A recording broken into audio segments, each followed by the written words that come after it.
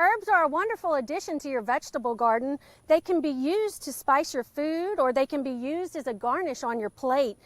But herbs are also great because they can go to flower, and that pulls in pollinators when you need those for your vegetable plants. One thing that you can do if you don't want your herbs to flower and stay in a vegetative stage like this basil, is you would pinch back the flower heads to keep it vegetative.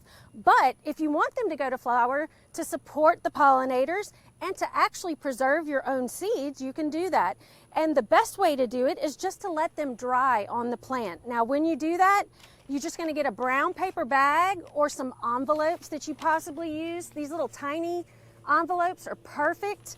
You can use the larger ones to harvest, and you just want to pull it off the plant, shake it into the bag, leave it here to let it dry, and then you can save these in smaller envelopes for later. The LSU AgCenter recently published the Herb Gardening in Louisiana publication. It's number 3721. It's a colorful publication that you can print off from your computer. It's got wonderful little placards with pictures of every herb. It tells you what season that they grow in and the spacing that they should be placed at.